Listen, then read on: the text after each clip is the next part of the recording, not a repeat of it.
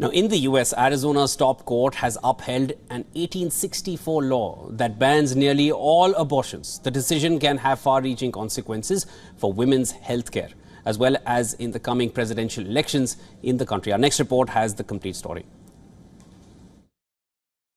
I'm devastated by this decision. Arizona Governor Katie Hobbs slammed a ruling by the state's Supreme Court on Tuesday to revive a law dating back to 1864 that bans abortion in virtually all instances.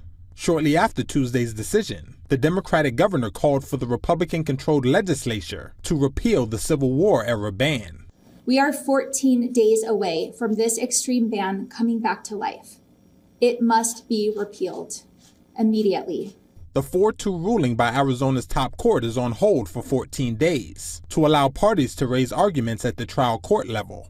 In a statement, President Joe Biden denounced the ruling, calling it the result of the extreme agenda of Republican elected officials. Here's White House Press Secretary Karine Jean-Pierre. With today's decision, millions of Arizonians will soon face an even more extreme and dangerous abortion ban than they did before.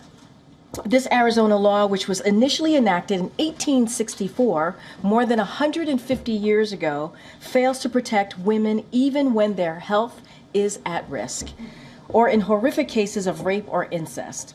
There are now 21 extreme state abortion bans in effect across the country.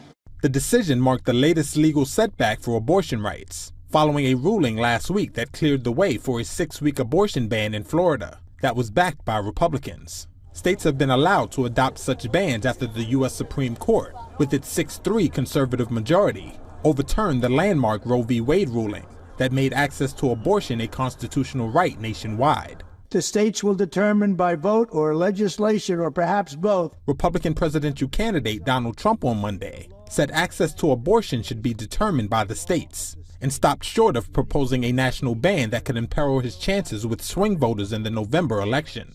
In Arizona, a crucial swing state, the issue could ultimately be decided by the voters, after a group of abortion rights advocates last week said it gathered enough signatures to put on the November ballot a measure that would enshrine in the state's constitution a right to an abortion until fetal viability. So far, abortion rights measures have prevailed everywhere they have been on the ballot since the U.S. Supreme Court's 2022 decision.